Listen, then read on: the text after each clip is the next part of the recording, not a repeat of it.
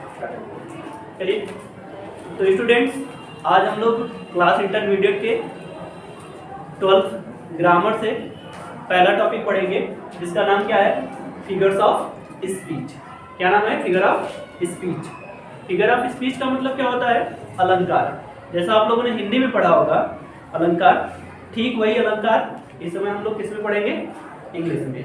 तो figure of speech को अलंकार कहते हैं और ये इंटरमीडिएट के सिलेबस में 7 दिए गए हैं। हालांकि फिगर ऑफ स्पीच ढेर सारे होते हैं, जैसे आप बड़ी कक्षाओं में जाएंगे तो फिगर ऑफ स्पीच आपको ढेर सारे पढ़ने को मिलेंगे, बट यहाँ इंटरमीडिएट में हम लोग सिर्फ कितना पढ़ना है? 7। ठीक है, कितना पढ़ना है? 7। अब फर्स्ट ऑफ ऑल हम लोग क्या करेंगे? फिगर ऑफ स्पीच की डेफिनेशन देखेंगे। क्या देखेंगे? डेफिनेशन। अब देखिए डेफिनेशन। तो डेफिनेशन क्या कहता है फिगर ऑफ स्पीच का? A figure of speech is a deviation from ordinary use of words with a view to increasing their effect. English पढ़ने में कुछ समझ में नहीं आया होगा आप लोगों को, इसका डेफिनेशन बस हम पढ़ लिए, आप लोग शायद समझ में नहीं आया होगा। अभी देखिए मैं बताता हूँ इसको हिंदी में। तो एक फिगर ऑफ स्पीच, एक फिगर ऑफ स्पीच क्या है? Is a deviation. डेविएशन का मतलब दूर भागना। क्या होता है? दूर भागना। डेविएशन मीन्स दूर भागना या उससे दूर जाना। किस चीज से दूर जाना है हमें? From ordinary use of words. हमें ऑर्डिनरी मतलब साधारण शब्दों से दूर भागना है। किस लिए दूर भागना है? With a view to increasing. Increase करना मतलब बढ़ाना। Their effect. Their effect actual में होता क्या है? जो पोयम होती है, पोयम में फिगर ऑफ स्पीच लिखा जाता है। पोयम में क्या लिखा जाता है? फिगर ऑफ स्पीच लिखा जाता है। उस फिगर ऑफ स्पीच को उस फिगर ऑफ स्पीच का प्रयोग करके हम क्या करते हैं? किसी पोयम के इफेक्ट को, प्रभाव को बढ़िया बनाते हैं। जैसे हम गाना सुनते हैं, अगर गाने में लय ना रहे तो गाना अच्छा लगेगा? अच्छा नहीं लगेगा। क्यों अच्छा नहीं लगेगा? क्योंकि उसमें लय नहीं है, वो प्रोज हो जाएगा। तो ऐसे फिगर ऑफ स्पीच का प्रयोग करके और रिदम का प्रयोग करके पोएट्री को बहुत अच्छा बनाया जाता है। समझ में आएगा नहीं? तो पोएट्री में हम लोग क्या यूज करेंगे? फिगर ऑफ स्पीच का। क्यों यूज करेंगे? ताकि पोएट्री का इफेक्ट क्या हो जाए? बढ़ जाए। पोएट्री का इफेक्ट क्या हो जाए? बढ़ जाए। इफेक्ट का मतलब प्रभाव। इफेक्ट मीन्स प्रभाव। इसका प्रभाव बहुत ज्यादा बढ़ जाता है, देखने में पोएट्री बहुत अच्छी लगने लगती है। अब ये तो बात होगी फिगर ऑफ स्पीच की। या आप हिंदी में भी पढ़े होंगे कि काव्य की शोभा बढ़ाने वाले शब्दों को क्या करते हैं? अलंकार करते हैं, जिससे काव्य की शोभा बढ़ जाए। समझ में आएगा नहीं? हम ऑर्नामेंट करते हैं भाई। जैसे अपने आप को हम लोग क्या करते हैं? अपने आप को सुंदर दिखाने के लिए क्या करते हैं? अपने आप को ऑर्नामेंटल करते हैं। ऑर्नामेंटल का मतलब गहनों से सुसज्जित करते हैं। तो एक तरह से आप कह लीजिए कि फिगर ऑफ स्पीच क्या है? गहना है। किसका गहना है? पोएट्री का। हमारा नहीं भाई, पोएट्री का गाना है। किसका गाना है? पोएट्री का, काव्य का। अच्छा, आप कहोगे काव्य का। तो अभी मैंने क्या बोला कि इसके टाइप कितने होते हैं? 7 टाइप्स। कितने टाइप? 7 टाइप्स। 7 टाइप्स में पहले को हम लोग कहते हैं सिमली। पहले को क्या कहते हैं? सिमली। यहाँ पर मैंने 2 लिखा है, अभी 2 के बाद मिटा देंगे। ठीक है, यहाँ पर हमने लिखा है सिमली, इसके बाद क्या है? मेटाफर। तो चलिए हम पहले सिमली को देखते हैं। सिमली, सिमली का मतलब होता है उपमा अलंकार। क्या होता है सिमली का मतलब? उपमा अलंकार। नाम सुने होंगे आप लोग हिंदी में, उपमा अलंकार। तो जैसे हिंदी में होता है वैसे इंग्लिश में भी एक उपमा अलंकार क्या होता है? पढ़ते हैं हम लोग। A simile is a comparison between 2 object. Simile क्या है?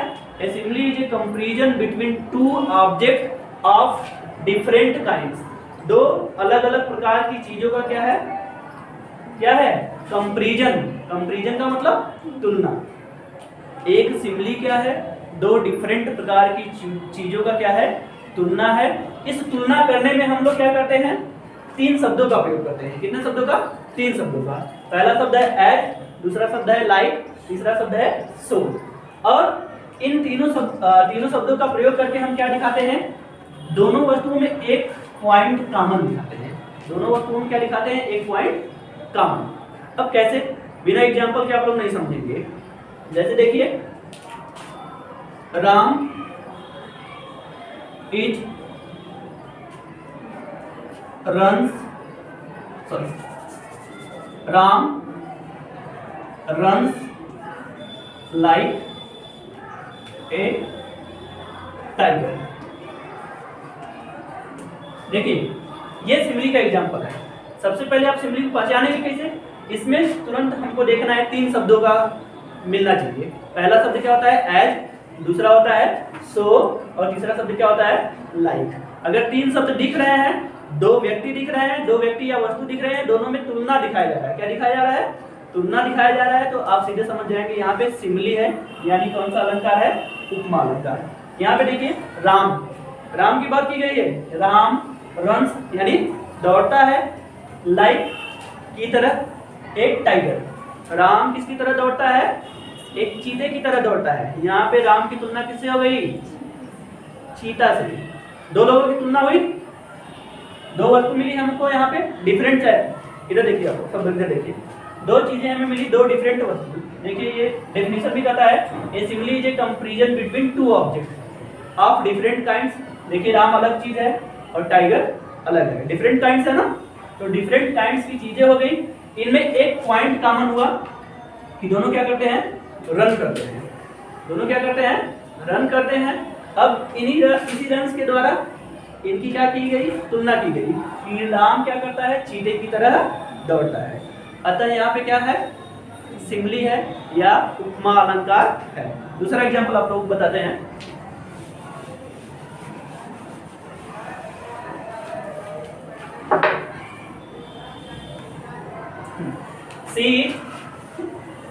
See it as fresh as dew। ये भी देखिए, सबसे पहले तो हम लोग पहचानने के लिए हम लोग तीनों शब्दों को देखते हैं। यहाँ भी दिखे हमको एज और एज। इससे नहीं मतलब है कि क्या बार आए, शब्द कितनी बार है इससे हमसे मतलब नहीं है। बस ये देखना है कि ये इन तीनों शब्दों में से एक शब्द आना चाहिए। तो यहाँ पे एज शब्द आ गया है। अब देखेंगे 2 अलग अलग प्रकार की चीजें हैं कि नहीं तुलना की है।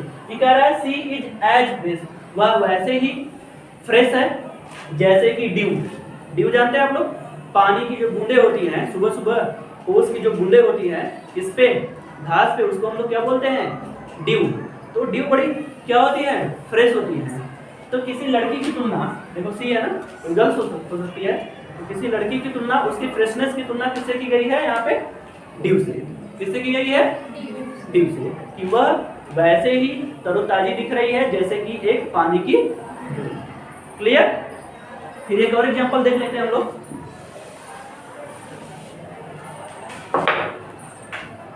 देखो इट ड्रॉप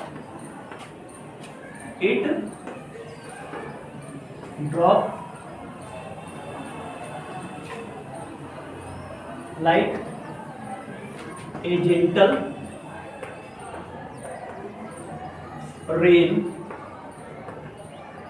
चलिए यहाँ पे देखिए, इट कोई वस्तु है, भी बताते हैं इसके बारे में। ड्रॉप में डबल बी है, it drop like a gentle rain. देखिए ये क्या करता है? यहाँ बताया जा रहा है, एक शेक्सपियर की बड़ी फेमस पोएम थी मर्सी, अभी सिलेबस से हट गया है, तो उसमें बताया गया था इट मतलब किसकी बात की गई है? मर्सी की तुलना की गई है किससे? रेन से। किससे की गई है? रेन यानी बारिश की बूंदें। तो जैसे बारिश की बूंदें क्या होती है? आसमान से फोर्सफुली गिराई जाती है, दबाव देकर तो गिराई नहीं जाती है, स्वतः गिरती है। वैसे ही जैसे बारिश की बूंदें आसमान से क्या करती हैं? स्वतः नीचे गिरती हैं। वैसे मर्सी जो दया है वो हमारे हृदय में कैसे गिरती है? स्वतः आती है। कोई जबरदस्ती कर दे इस व्यक्ति के ऊपर दया दिखाओ तो आप दया नहीं दिखा सकते। बात समझ में आ गई कि नहीं? तो ये 3 एग्जाम्पल है, इनसे आप लोग क्या समझ सकते हैं? किसको? सिमिली को। बात समझ में आ गई? सिमिली के बारे में बोल सकते हैं हल्का फुल्का। समझ में आ गई? सिमिली में कोई डाउट? No doubt. ठीक है, इसके बाद सिमिली से ही मिलता जुलता दूसरा टॉपिक है मेटाफर। ठीक है, मेटाफर को हम लोग कहते हैं रूपक। क्या कहते हैं? रूपक। ये रूपक अलंकार है। अब रूपक अलंकार में क्या होता है पहले इंग्लिश में देख लेते हैं। In the metaphor things compared treated as one and the same, and the words of comparison as so like are not used. देखो होता क्या है, अगर आपको सिंपली समझ में आ गया तो मेटाफर भी आपको समझ में आ जाएगा। होता क्या है, जितना सिंपली में शब्द होता है वैसे इसमें भी आएगा, सब कुछ वैसे होगा। यानी दो वस्तुएं होंगी, क्या होंगी, दो वस्तुएं होंगी, दो वस्तुओं में क्या होगा, तुलना होगा। लेकिन तुलना करते समय हम लोग जो तीन शब्द यूज कर रहे थे, as so like, as so like, इन शब्दों का यूज कर रहे थे ना, मेटाफर में ये तीन शब्द आएंगे नहीं। लोगों की तुलना होगी, और तुलना करते समय हम लोग क्या करते हैं, देखो थिंग्स कंपेयर्ड ट्रीटेड, ट्रीट किया जाता है एज वन। दोनों वस्तुओं की तुलना तो की जाती है, लेकिन एक वस्तु को ही दूसरी वस्तु क्या किया जाता है, मान लिया जाता है। लगेगा कि पहली वस्तु ही दूसरी वस्तु के स्थान पे काम कर रही है, या दूसरी वस्तु पहली वस्तु के स्थान पे काम कर सकती है।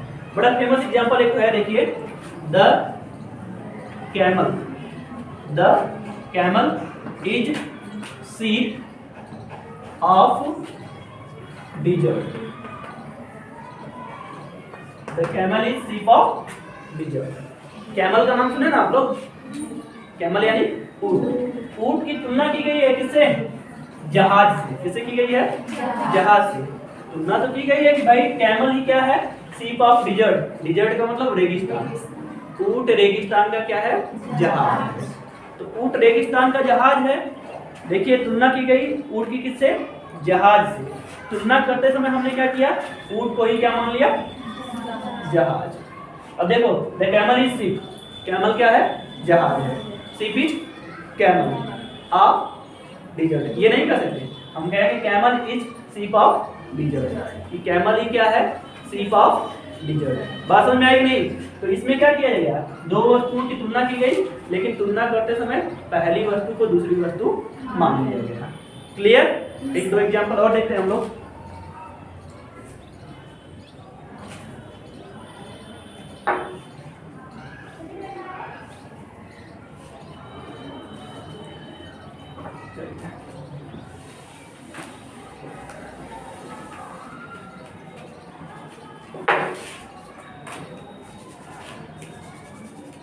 He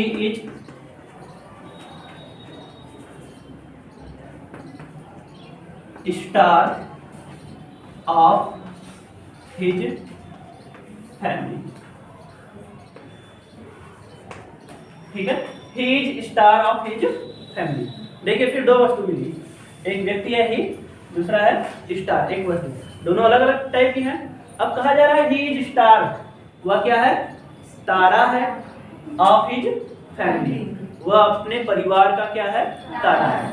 उसकी तुलना की गई किससे, तारा से।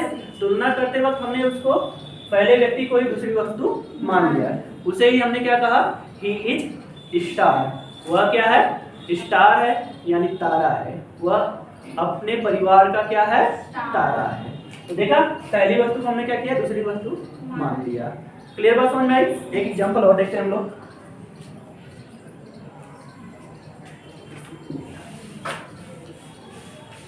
एक और example,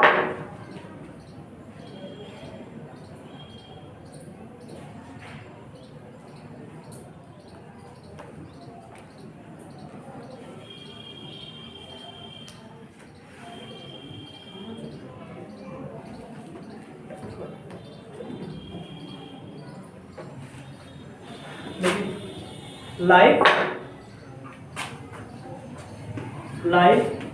is not bed of rose, life is not bed of रोज। देखो लाइफ की तुलना की गई है किससे, बेड ऑफ रोजेस से, फूलों की सेज, फूलों की सेज। अब यहाँ नॉट से हम नहीं लेंगे, नॉट से बहुत इससे डिफरेंट है, करने की जरूरत नहीं है, बस ऐसे देखिए लाइफ इज बेड ऑफ रोज, जीवन क्या है, फूलों की सेज है, जो कि एक्चुअल होती नहीं है, क्योंकि जीवन में बड़ी कठिनाई होती है, इसीलिए बोला जाता है life is not bed of roses. यानी कि जीवन की तुलना किससे की गई, बेड ऑफ रोजेस से, लेकिन बेड ऑफ रोजेस लाइफ होता नहीं है, इसीलिए इसको किस फॉर्म में लिखा गया, निगेटिव फॉर्म में लिखा गया। ठीक है, क्योंकि जीवन में सिर्फ गुलाब ही नहीं मिलते हैं, गुलाब का मतलब यानी कि नहीं फूल की बात नहीं है यहाँ पे, गुलाब का मतलब यहाँ पे सरलता से, यानी आप सिर्फ सरलता से अपना जीवन नहीं जीते हैं, बल्कि बहुत सारी डिफिकल्टी आती है हमारे लाइफ में, है ना। तो life is full of difficulty, ना कि फुल बेड ऑफ रोजेज। ठीक है, एक और एग्जांपल और देखते हैं।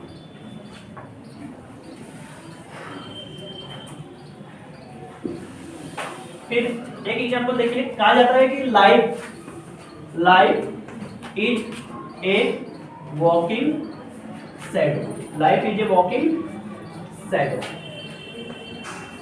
Life is a walking shadow. फिर से देखिए ध्यान से, लाइफ को क्या बोला गया? लाइफ है इज ए वॉकिंग मतलब चलती फिरती, शैडो मतलब छाया। यहाँ पे जीवन की तुलना की गई है किससे? छाया से। हमको पता है कि हमारी छाया हमारे साथ साथ चलते रहती है, लेकिन जब तक धूप है तभी तक। जैसे ही धूप या प्रकाश हटा, वैसे हमारी छाया क्या हो जाती है? खत्म हो जाती है। ठीक उसी प्रकार लाइफ की बात है। अभी हम चल रहे हैं, अचानक कुछ हो सकता है, हमको हार्ट अटैक आएगा, तुरंत हम क्या हो जाएंगे? मर जाएंगे, है कि नहीं? तो life is a walking shadow, यानी कि जीवन क्या है? एक चलती फिरती छाया है। अभी है, अभी खत्म हो जाएगी। तो लाइफ की तुलना किससे की गई? छाया से। ऐसो लाइक शब्द का यूज किया गया? नहीं। तो जैसे देखो, दोनों में अंतर बताते हैं। सिमिली होगा, इसी में अगर हम यहाँ पे क्या लगा दे? As. Life is as a walking shadow, और एज की जगह लाइफ लगा है। Life is like walking shadow. जैसे लाइक लगा देंगे, ये क्या हो जाएगा? सिमिली। इसको हटा देंगे, तुरंत क्या हो जाएगा? मेटाफर। क्योंकि दोनों में अंतर हो रहा है, दोनों में कंपैरिजन हो रहा है, लेकिन कंपैरिजन में एक में शब्द यूज किया जा रहा है, दूसरे में शब्द यूज नहीं। क्लियर? दो आ गया क्लियर? इसको पॉज करो।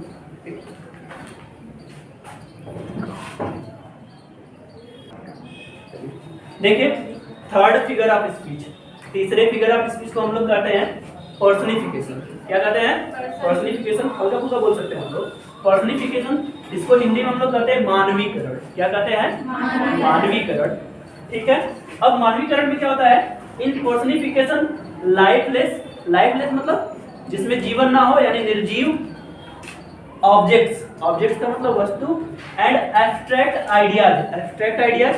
आप लोग नाउन पढ़े होंगे, तो उसमें एक नाउन था एब्स्ट्रैक्ट नाउन। तो उस एब्स्ट्रैक्ट नाउन्स में जो भी चीजें आती हैं, ठीक है, are thought of person having life. Simple भाषा हम लोग कहिए कि ये पर्सनिफिकेशन एक ऐसा अलंकार होता है जिसमें निर्जीव वस्तुओं से इस प्रकार से हम काम लेते हैं, या उनको इस प्रकार से दिखाते हैं मानो कि उसमें क्या होता है? जीवन होता है। लगेगा कि इसमें क्या आ गया है? जीवन होता है। या फिर ऐसा कह लीजिए कि ये काम पर्सनिफिकेशन में आपको एक ऐसा शब्द मिलेगा, ठीक है, और उसकी एक ऐसी क्वालिटी दिखाई जाएगी जो निर्जीव वस्तु की होती नहीं है, फिर भी उसके साथ दिखाई जाती है। जैसे एक सिंपल एग्जांपल हम कह दें, द सन स्माइल्स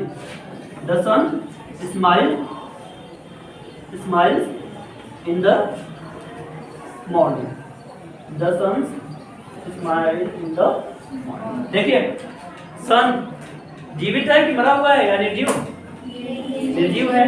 सन निर्जीव है, और ये स्माइल कर रहा है, मुस्कुरा रहा है। हमको पता है कि भाई जो निर्जीव वस्तु होती है वो कभी मुस्कुराती नहीं है, लेकिन ये शब्द सेंटेंस देखने में अच्छा भी लग रहा है कि सूरज सुबह सुबह क्या कर रहा है? मुस्कुरा रहा है। तो यानी यहाँ पे एक कौन सा गुण दिखाया गया? एक लाइफलेस ऑब्जेक्ट है। कैसा ऑब्जेक्ट है? लाइफलेस ऑब्जेक्ट सन है, उसका एक क्वालिटी दिखाई गई स्माइल करने की, जो कि सजीवों की होती है, लेकिन एक निर्जीव के द्वारा, यानी सूर्य के द्वारा दिखाया जा रहा है। तो यहाँ पे कौन सा figure of speech? The sun smiles, यानी सूर्य मुस्कुरा रहा है। लाइफलेस ऑब्जेक्ट का मतलब कहीं ना कहीं ये क्या है? पर्सनिफिकेशन अलंकार यहाँ पे है। इसके बाद आगे देखिए दूसरा एग्जांपल,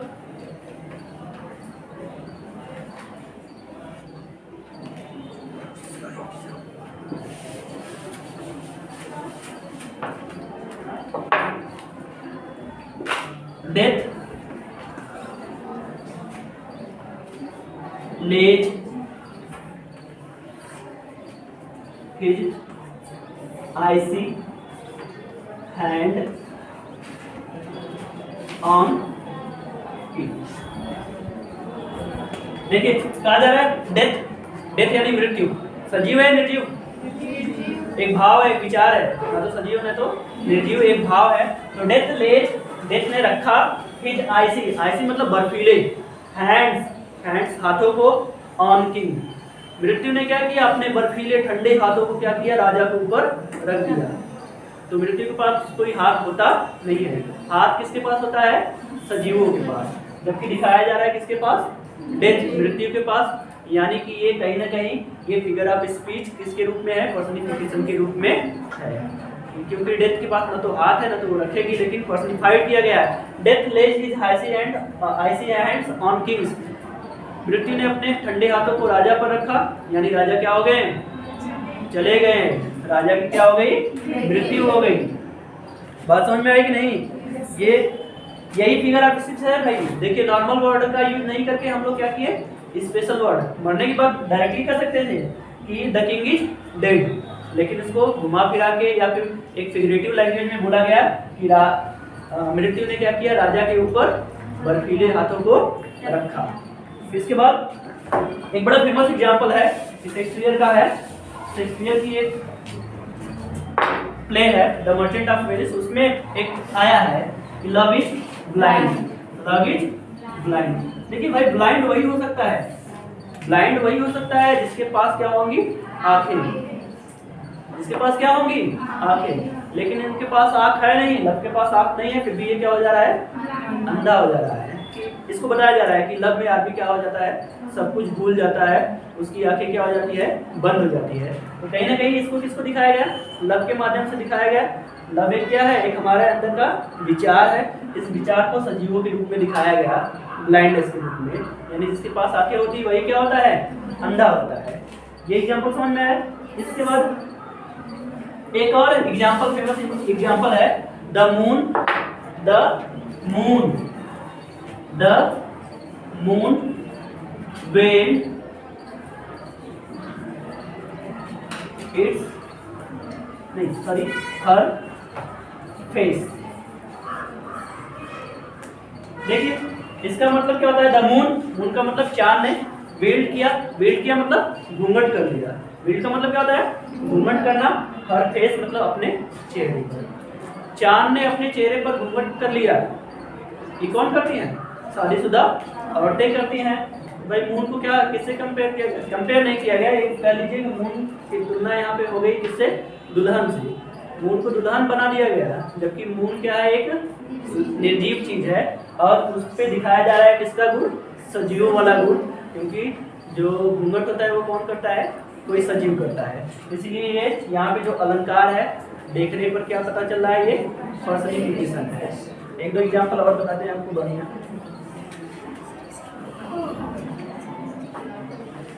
हाँ, एंजाइटी इज सिटिंग, ये तो बड़ा फेमस है, सब लोग कहते हैं ना।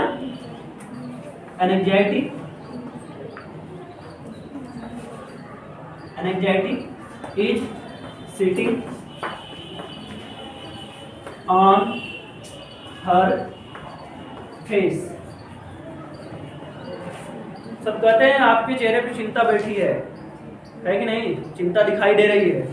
चिंता दिखेगी आपको, कहीं दिखती है नहीं। तो बोला जा रहा है बैठेगा वही जिसके पास पैर होगा, बिना पैर वाला बैठ पाएगा, बिना पैर वाला भी बैठ जाता है, ऐसी बात नहीं है। लेकिन कहीं ना कहीं बैठता वही है जो क्या होता है, सजीव होता है। अभी बेंच को कहेंगे आप बैठ जाइए, बैठेगी, बेंच नहीं बैठेगी, समझ में आया कि नहीं। फिर भी हम लोग कहते हैं बेंच को थोड़ा बिठा दीजिए वहीं से, लेकिन कहीं ना कहीं यहाँ पे बैठने की जो प्रवृत्ति है वो किसकी होती है, एक सजीव की। जबकि यहाँ बैठाया किसको जा रहा है, चिंता को। चिंता क्या है, निर्जीव नहीं है, ये एक भाव है हमारे अंदर का, क्या है, एक भाव है। इस भाव को हम लोग किससे दिखा रहे हैं, एक सजीव के गुण के द्वारा दिखा रहे हैं। अतः ये क्या है, पर्सनिफिकेशन है। क्लियर, तीन फिगर ऑफ स्पीच क्लियर हो गया आप लोगों को। वॉच करिए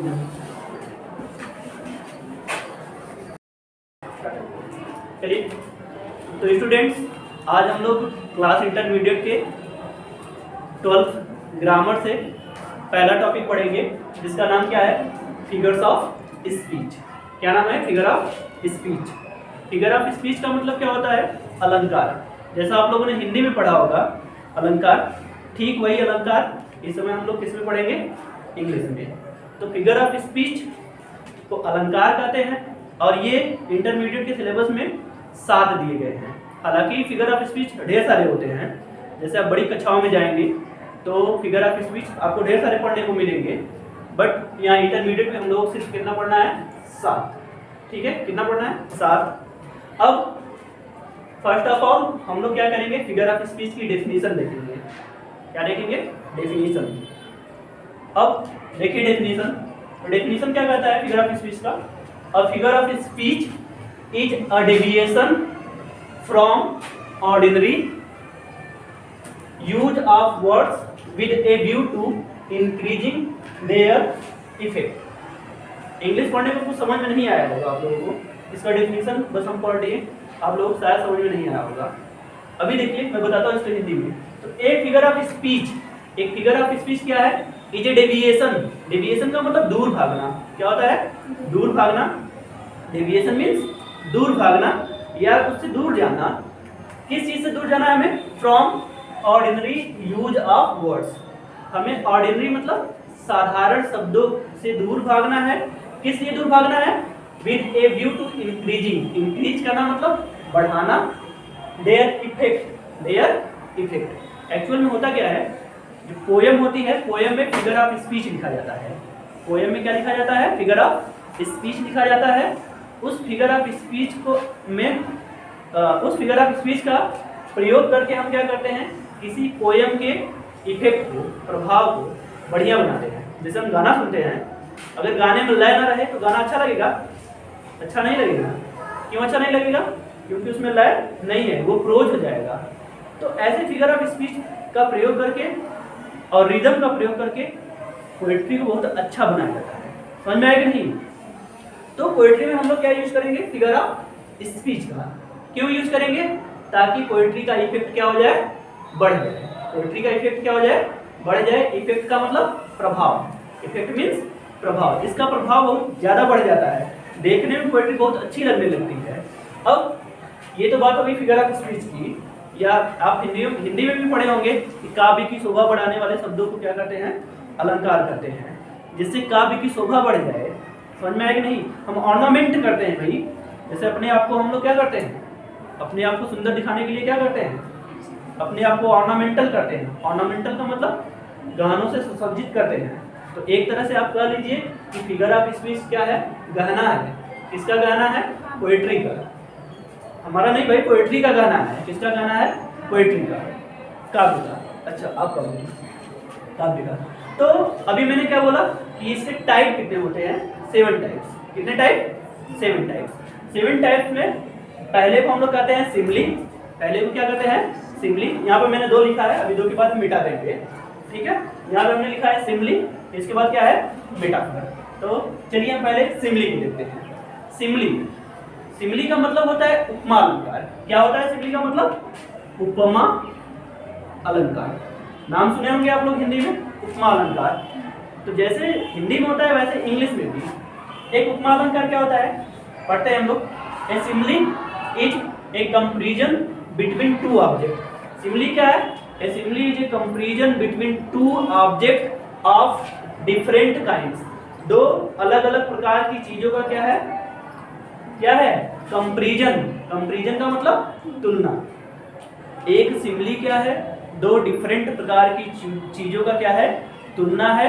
इस तुलना करने में हम लोग क्या करते हैं, 3 शब्दों का प्रयोग करते हैं। कितने शब्दों का, 3 शब्दों का। पहला शब्द है एज, दूसरा शब्द है लाइक, तीसरा शब्द है सो। और इन तीनों शब्दों का प्रयोग करके हम क्या दिखाते हैं, दोनों वस्तुओं में एक पॉइंट कॉमन दिखाते हैं। दोनों वस्तुओं में क्या दिखाते हैं, एक पॉइंट कॉमन। अब कैसे, बिना एग्जांपल के आप लोग नहीं समझेंगे। जैसे देखिए, Ram is runs, sorry, Ram runs like a tiger. देखिए ये सिमली का एग्जांपल है। सबसे पहले आप सिमली को पहचानेंगे कैसे, इसमें तुरंत हमको देखना है 3 शब्दों का मिलना चाहिए। पहला शब्द क्या होता है, एज, दूसरा होता है सो, और तीसरा शब्द क्या होता है? लाइक। अगर तीन शब्द दिख रहे हैं, दो व्यक्ति दिख रहे हैं, दो व्यक्ति या वस्तु दिख रहे हैं, दोनों में तुलना दिखाया जा रहा है। क्या दिखाया जा रहा है? तुलना दिखाया जा रहा है। तो आप सीधे समझ जाएंगे यहाँ पे सिमिली है, यानी कौन सा अलंकार है? उपमा अलंकार। यहाँ पे देखिए राम, राम की बात की गई है। राम रन्स यानी दौड़ता है, लाइक की तरह एक टाइगर। राम किसकी तरह दौड़ता है? एक चीते की तरह दौड़ता है। यहाँ पे राम की तुलना किससे हो गई? चीता से। दो लोगों की तुलना हुई, दो वस्तु मिली हमको, यहाँ पे डिफरेंट है। इधर देखिए, आपको सब इधर देखिए, दो चीजें हमें मिली, दो डिफरेंट वस्तु। देखिए ये डेफिनेशन भी कहता है a simile is a comparison between two object of different kinds. देखिए राम अलग चीज है और टाइगर अलग है, डिफरेंट काइंड्स है ना। तो डिफरेंट काइंड्स की चीजें हो गई, इनमें एक पॉइंट कॉमन हुआ कि दोनों क्या करते हैं? रन करते हैं। दोनों क्या करते हैं? रन करते हैं। अब इसी रन के द्वारा इनकी क्या की गई? तुलना की गई कि राम क्या करता है? चीते की तरह दौड़ता है। अतः यहाँ पे क्या है? सिमिली है या उपमा अलंकार है। दूसरा एग्जांपल आप लोग बताते हैं।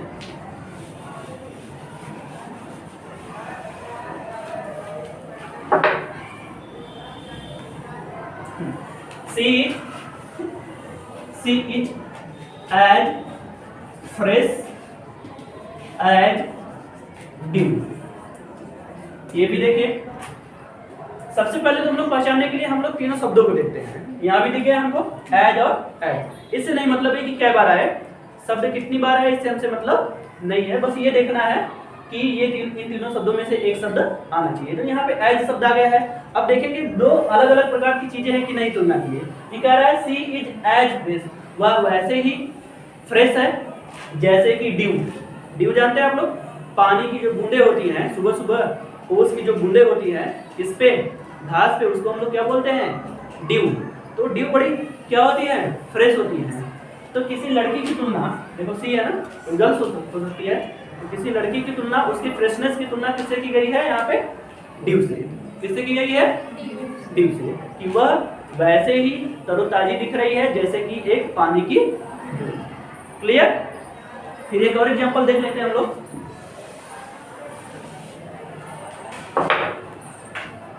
देखो, it drop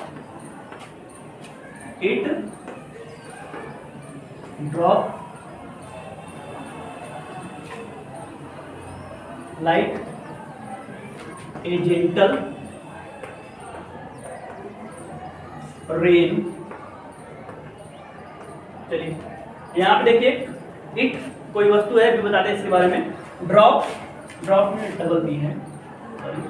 it drop like a gentle rain. देखिए ये क्या करता है, यहाँ बताया जा रहा है, एक शेक्सपियर की बड़ी फेमस पोएम थी मर्सी, अभी सिलेबस से हट गया है, तो उसमें बताया गया था इट मतलब किसकी बात की गई है? मर्सी की तुलना की गई है किससे? रेन से। किससे की गई है? रेन यानी बारिश की बूंदें। तो जैसे बारिश की बूंदें क्या होती है? आसमान से फोर्सफुली गिराई जाती है, दबाव देकर तो गिराई नहीं जाती है, स्वतः गिरती है। वैसे ही जैसे बारिश की बूंदें आसमान से क्या करती हैं? स्वतः नीचे गिरती हैं। वैसे मर्सी जो दया है वो हमारे हृदय में कैसे गिरती है? स्वतः आती है। कोई जबरदस्ती कर दे इस व्यक्ति के ऊपर दया दिखाओ तो आप दया नहीं दिखा सकते। बात समझ में आ गई कि नहीं? तो ये तीन एग्जाम्पल है, इनसे आप लोग क्या समझ सकते हैं? किसको? सिमिली को। बात समझ में आ गई? सिमिली के बारे में बोल सकते हैं हल्का फुल्का। समझ में आ गई? सिमिली में कोई डाउट? No doubt. ठीक है, इसके बाद सिमिली से ही मिलता जुलता दूसरा टॉपिक है मेटाफर। ठीक है, मेटाफर को हम लोग कहते हैं रूपक। क्या कहते हैं? रूपक। ये रूपक अलंकार है। अब रूपक अलंकार में क्या होता है, पहले इंग्लिश में देख लेते हैं। In the metaphor things compared treated as one and the same and the words of comparison as so like are not used. देखो होता क्या है, अगर आपको सिमिली समझ में आ गया तो मेटाफर भी आपको समझ में आ जाएगा। होता क्या है, जितना सिमिली में शब्द होता है वैसे इसमें भी आएगा, सब कुछ वैसे होगा। यानी दो वस्तुएं होंगी, क्या होंगी? दो वस्तुएं होंगी, दो वस्तुओं में क्या होगा, तुलना होगा। लेकिन तुलना करते समय हम लोग जो तीन शब्द यूज कर रहे थे, as so like, as so like, तीन शब्दों का यूज कर रहे थे ना, मेटाफर में ये तीन शब्द आएंगे नहीं। लोगों की तुलना होगी, और तुलना करते समय हम लोग क्या करते हैं, देखो, थिंग्स कंपेयर्ड ट्रीटेड, ट्रीट किया जाता है एज वन। दोनों वस्तुओं की तुलना तो की जाती है, लेकिन एक वस्तु को ही दूसरी वस्तु क्या किया जाता है, मान लिया जाता है। लगेगा कि पहली वस्तु ही दूसरी वस्तु के स्थान पे काम कर रही है, या दूसरी वस्तु पहली वस्तु के स्थान पे काम कर सकती है। बड़ा फेमस एग्जांपल एक है, देखिए, the camel, the camel is seat of dessert, the camel is seat of dessert. Camel का नाम सुने ना आप लोग, कैमल यानी ऊंट। ऊंट की तुलना की गई है किससे, जहाज से। किससे की गई है, जहाज से।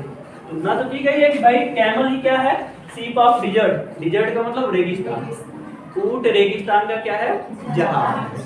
तो ऊंट रेगिस्तान का जहाज है। देखिए तुलना की गई ऊंट की किससे, जहाज से।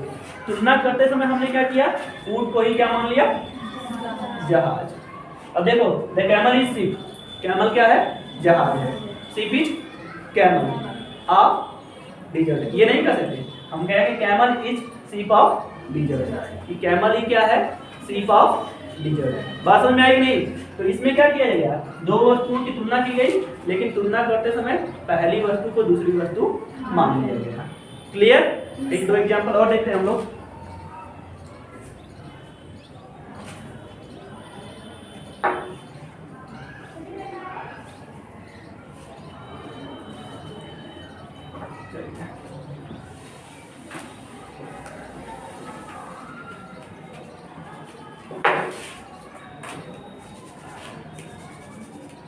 He is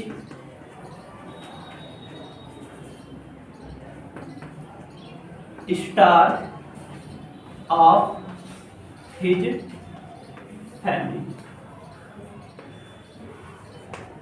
ठीक है, he is star of his family। देखिए फिर दो वस्तु मिली, एक व्यक्ति है ही, दूसरा है स्टार, एक वस्तु, दोनों अलग अलग टाइप की हैं। अब कहा जा रहा है ही इज स्टार, वह क्या है, तारा है, ऑफ हिज फैमिली, वह अपने परिवार का क्या है, तारा है। उसकी तुलना की गई किससे, तारा से। तुलना करते वक्त हमने उसको पहले व्यक्ति को ही दूसरी वस्तु मान लिया, उसे ही हमने क्या कहा, ही इज स्टार, वह क्या है, स्टार है यानी तारा है, वह अपने परिवार का क्या है, तारा है। तो देखा, पहली वस्तु को हमने क्या किया, दूसरी वस्तु मान लिया। क्लियर बात समझ में आई? एक एग्जांपल और देखते हैं हम लोग।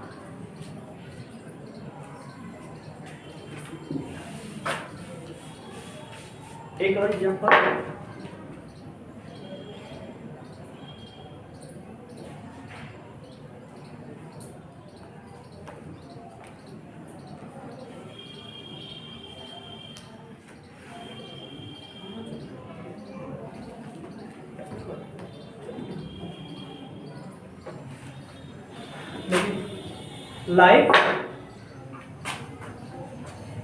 life is not made of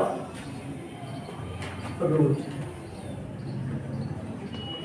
life is not bed of roses. देखो लाइफ की तुलना की गई है किससे, बेड ऑफ रोजेस से, फूलों की सेज, फूलों की सेज।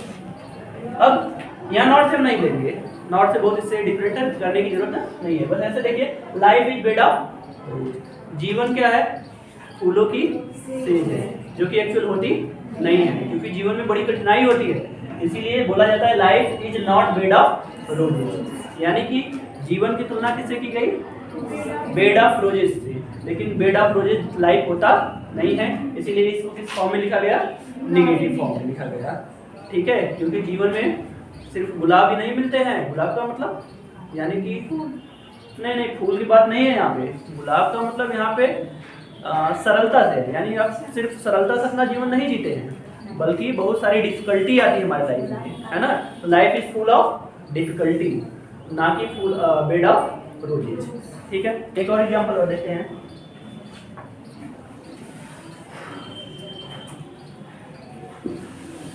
फिर एक एग्जांपल देखिए, कहा जाता है कि life is a walking shadow. Life is a walking shadow. Life is a walking shadow. फिर से देखिए ध्यान से, लाइफ को क्या बोला गया? लाइफ है इज ए वॉकिंग मतलब चलती फिरती, शैडो मतलब छाया।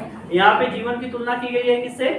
छाया से। हमको पता है कि हमारी छाया हमारे साथ साथ चलते रहती है, लेकिन जब तक धूप है तभी तक। जैसे ही धूप या प्रकाश हटा वैसे हमारी छाया क्या हो जाती है? खत्म हो जाती है। ठीक उसी प्रकार लाइफ की बात है। अभी हम चल रहे हैं, अचानक कुछ हो सकता है, हमको हार्ट अटैक आएगा, तुरंत हम क्या हो जाएंगे? मर जाएंगे, है कि नहीं? तो life is a walking shadow, यानी कि जीवन क्या है? एक चलती फिरती छाया है। अभी है, अभी खत्म हो जाएगी। तो लाइफ की तुलना किससे की गई? छाया से। ऐसो लाइक शब्द का यूज किया गया? नहीं। तो जैसे देखो, दोनों में अंतर बताते हैं। सिमिली होगा, इसी में अगर हम यहाँ पे क्या लगा दे? As. Life is as a walking shadow, और एज की जगह लाइफ लगाए। Life is like walking shadow. जैसे लाइक लगा देंगे ये क्या हो जाएगा? सिमिली। इसको हटा देंगे तुरंत क्या हो जाएगा? मेटाफर। क्योंकि दोनों में अंतर हो रहा है, दोनों में कंपैरिजन हो रहा है, लेकिन कंपैरिजन में एक में शब्द यूज किया जा रहा है, दूसरे में शब्द यूज नहीं। क्लियर? दो आ गया क्लियर? इसको पॉज करो।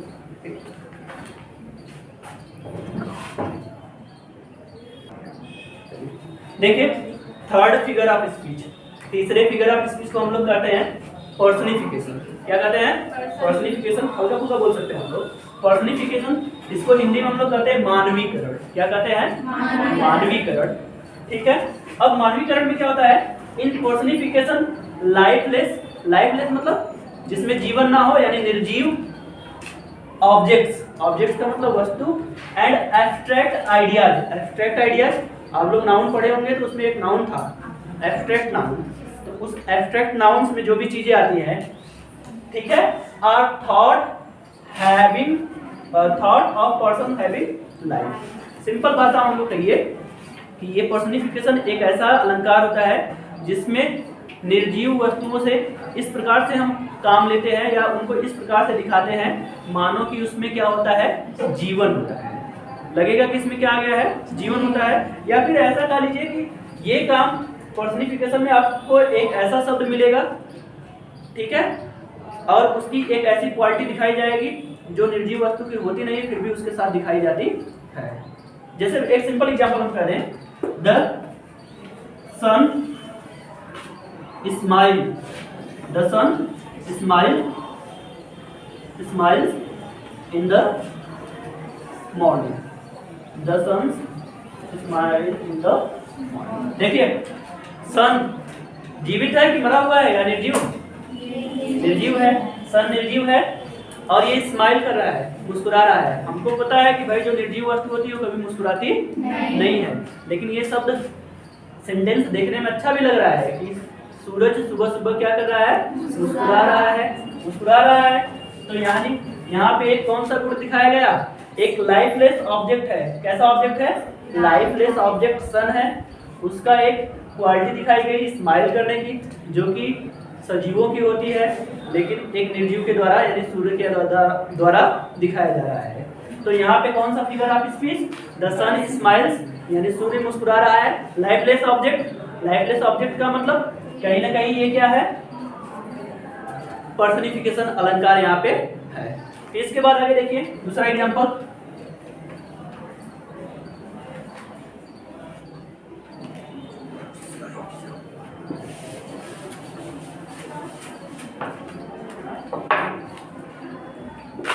Death lays his icy hand on it। देखिए कहा जा रहा है डेथ यानी मृत्यु। सजीव है निर्जीव? एक भाव है, एक विचार है, ना तो सजीव ना तो निर्जीव, एक भाव है। तो डेथ ने रखा हिज आईसी मतलब बर्फीले, हैंड्स हाथों को, ऑन किंग मृत्यु ने क्या किया, अपने बर्फीले ठंडे हाथों को क्या किया, राजा के ऊपर रख दिया। तो मृत्यु के पास कोई हाथ होता नहीं है। हाथ किसके पास होता है, सजीवों के पास, जबकि दिखाया जा रहा है किसके पास, डेथ, मृत्यु के पास। यानी कि ये कहीं ना कहीं ये फिगर ऑफ स्पीच किसके रूप में है, पर्सनिफिकेशन के रूप में है, क्योंकि डेथ के पास ना तो हाथ है ना तो वो रखेगी, लेकिन पर्सनिफाइड किया गया है। Death lays his icy hands on kings, मृत्यु ने अपने ठंडे हाथों को राजा पर रखा, यानी राजा क्या हो गए, चले गए, राजा की क्या हो गई, मृत्यु हो गई। बात समझ में आई कि नहीं? ये यही फिगर आप स्पीच है भाई। देखिए नॉर्मल वर्ड का यूज नहीं करके हम लोग क्या किए, स्पेशल वर्ड। मरने के बाद डायरेक्टली कर सकते थे कि द किंग इज डेड, लेकिन इसको घुमा फिरा के या फिर एक फिगरेटिव लैंग्वेज में बोला गया कि मृत्यु ने क्या किया, राजा के ऊपर बर्फीले हाथों को रखा। इसके बाद एक बड़ा फेमस एग्जांपल है, शेक्सपियर का है। शेक्सपियर की एक प्ले है द मर्चेंट ऑफ वेनिस, उसमें एक आया है love is blind, love is blind. देखिए भाई ब्लाइंड वही हो सकता है, ब्लाइंड वही हो सकता है जिसके पास क्या होंगी, आंखें, जिसके पास क्या होंगी, आंखें, लेकिन इनके पास आंख है नहीं, लव के पास आंख नहीं है, फिर भी ये क्या हो जा रहा है, अंधा हो जा रहा है। इसको बताया जा रहा है कि लव में आदमी क्या हो जाता है, सब कुछ भूल जाता है, उसकी आंखें क्या हो जाती है, बंद हो जाती है। तो कहीं ना कहीं इसको किसको दिखाया गया, लव के माध्यम से दिखाया गया। लव एक क्या है, एक हमारे अंदर का विचार है, इस विचार को सजीवों के रूप में दिखाया गया, ब्लाइंडनेस के रूप में, यानी जिसके पास आंखें होती है वही क्या होता है, अंधा होता है। ये एग्जाम्पल समझ में आया। इसके बाद एक और एग्जाम्पल, फेमस एग्जाम्पल है the moon, the moon, the moon weld it's, नहीं सॉरी, हर फेस। देखिए इसका मतलब क्या होता है, द मून, मून का मतलब चांद ने वेल्ड किया, वेल्ड किया मतलब घूंघट कर लिया, वेल्ड का मतलब क्या होता है, घूंघट करना, हर फेस मतलब अपने चेहरे पर, चांद ने अपने चेहरे पर घूंघट कर लिया। ये कौन करती हैं, शादीशुदा औरतें करती हैं। भाई मून को क्या किससे कंपेयर किया, कंपेयर नहीं किया गया, ये कह लीजिए कि मून की तुलना यहाँ पे हो गई किससे, दुल्हन से। मून को दुल्हन बना दिया गया, जबकि मून क्या है, एक निर्जीव चीज है, और उस पर दिखाया जा रहा है किसका गुण, सजीवों वाला गुण, क्योंकि जो घूंघट होता है वो कौन करता है, कोई सजीव करता है। इसलिए ये यहाँ पे जो अलंकार है, देखने पर क्या पता चल रहा है, ये पर्सनिफिकेशन है। एक दो एग्जाम्पल और बताते हैं आपको बढ़िया।